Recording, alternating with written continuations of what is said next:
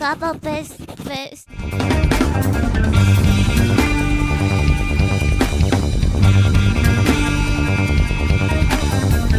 A 4 týždne sme mali teraz turné, ktoré sa volalo Samurai Tour. A to bolo, začali sme ho na Slovensku, potom cez Českú republiku sme išli do Poľska, potom do Nemecka, zase cez Poľsko do Litvy a potom cez Poľsko sme sa vrátili späť. Takže veľa zažitkov, 4 týždne sme cestovali, koncertovali a teraz sme tu, aspoň fyzicky. Tak to bola v podstate asi najbližšie koncertná šúria, ktorú sme mali doteraz. Väčšinou sme to mali nastavené tak okolo 3 týždňov. Podľa skúsenosti tá bola tá ideálna dĺžka, podľa ktorej ešte akože nestratíš úplne tie vzťahy s ľuďmi podľa toho, kde bývaš, ale akože zároveň je to nejaká konštruktívna línia. Čiže teraz sme skúsili niečo dlhšie. A s Goncofusom sme boli viackrát v Prešove, a 2-krát v Košiciach a neviem, kde presne oficiálne začína východ, takže neviem, ako silno z západu máme ísť, ale Michalovce je východ, že? V Michalovcach sme boli a tam sme ináč aj, tam sme spoznali Martina, ale akože písali sme s ním predtým ešte, ale Tatranská Lomnica, to už východ? Asi, hej, Poprad? Poprad tiež. Hej. To sa ráta z Bratislavy. Liptovský Mikuláš? Začína za Sencom, vieš, to je. Aha, okej. Tak potom, áno, veľakrát sme boli na východe. Takže si myslím, že, no a hlavne veľmi sa tešíme na Couple Fest. Už viem, že pred rokom sme komunikovali s Martinom a vtedy sa nám nepodarilo, lebo sme boli mimo Slovenska. Takže sme veľmi vďační, že on na nás nezabudol a že zavolal nás zase a ideme tam. K vám. A ťažké povedať, ale v každej krajine je niečo iné. A ľudia sú trošku iní, majú trošku iný vzťah k hudbe, majú trošku iný vzťah k sebe samým, čiže ako čo si dovolujú robiť na koncerte, nie? Že, či musia byť v Nemecku ľudia väčšinou sú trošku viac uzavretí, aspoň na začiatku koncerta. To je taký stereotyp, ale je to celkom pravda, že treba ich viac roztancovať. V iných krajinách je to oveľa jednoduchšie. Ale všade je dobre, všade si myslím, že hráme takú hudbu, ktorá priťahá dobrých a zaujímavých ľudí a na to sme vďační. Niekedy sa nám zdá, že možno niektorí tí ľudia sú možno niečo viac kritickejší, lebo napríklad netancujú, ale akože po nejakom čase človek si uvedomuje, že to nie je akože nejaká mienka toho, že ako sa niekto baví. Proste niekto stojí v pozadí, pije si pivo a zároveň počúva hudbu, čiže to nemusí znamenať, že on sa baví menej, len inak vníma tú hudbu.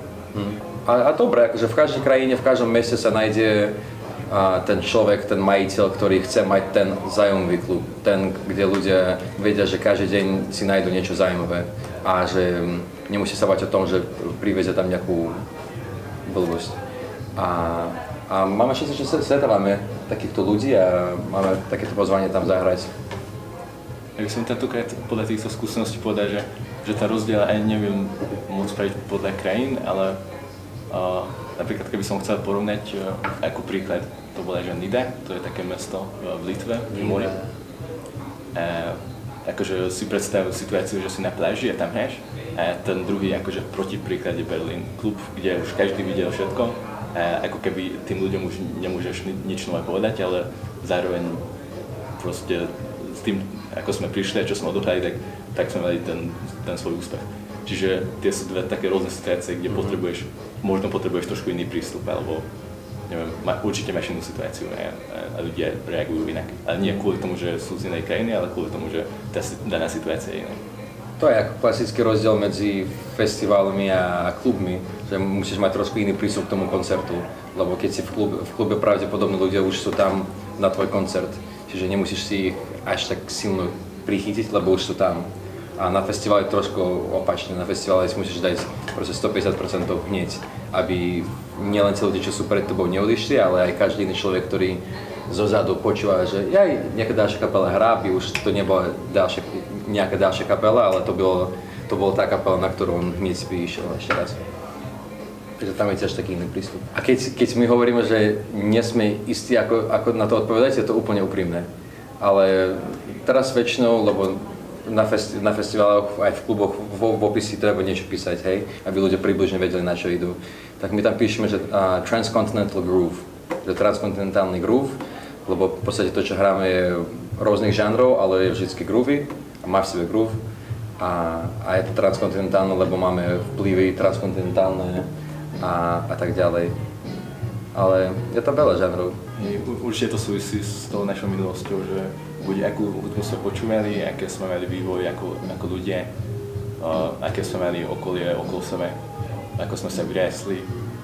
Proste to všetko aké kapely poznáme osobne, alebo cez rádio, cez nahrávok.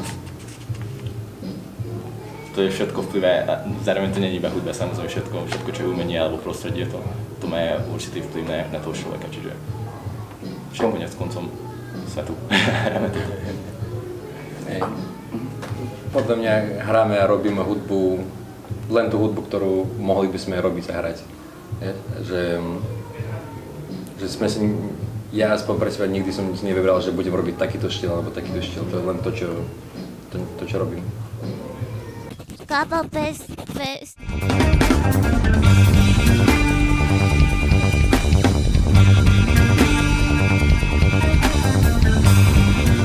To je nezaujímavé, lebo že podľa mňa tým, že vlastne lúpujeme tie veci naživo, tak ľudia alebo organizátori sa snažia možno prirodzene porovnávať nás s kapelami, ktoré takisto lúpujú. Pričom akože možno ten základ je podobný, ale u nás sa to deje trošku inak a možno to ako znie ako klišé, lebo každý hovorí, že tí sú tí a my to robíme inak, ale v konečnom dôsledku ja si myslím, že dostávame také feedbacky, že tak ako my to robíme, to není až tak bežné. Že všetky tie nástroje, aj akustické nástroje, elektronika, proste. A plynové. Hej, zmes jazykov, spev, hocičo, čiže neviem s kým by sa dalo porovnať. A tá otázka ohľadom scény na Slovensku.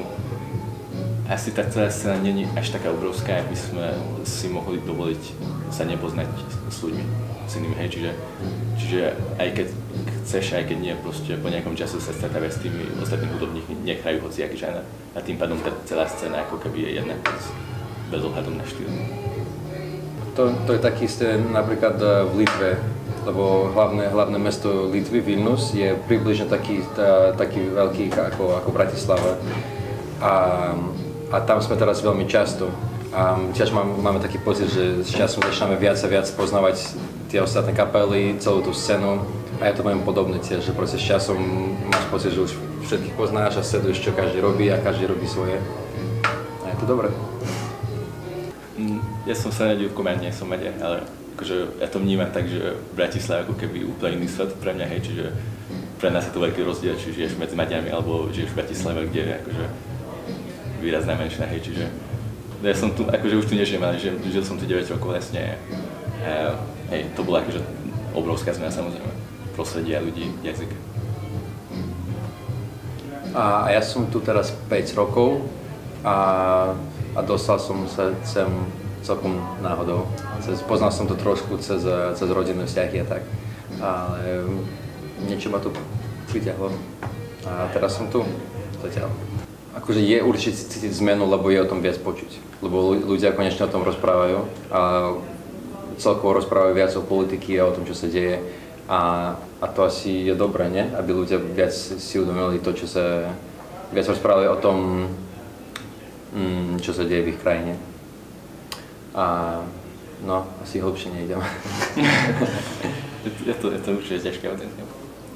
Akože... Ja osobne to vnímam tak, že za tých posledných možno 15 rokov, ako vnímam politiku viac intenzívnejšie, tak toto je možno taká druhá éra, keď akože veci nie sú úplne že najlepšie. Prvá bolo okolo 2008 možno,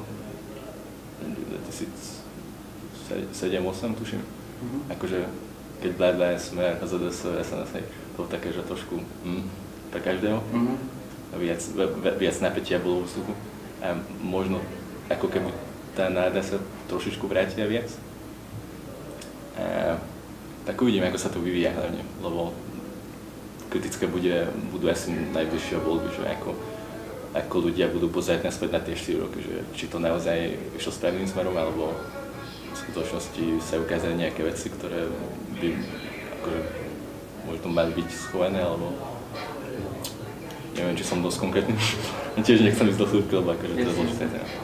KPPS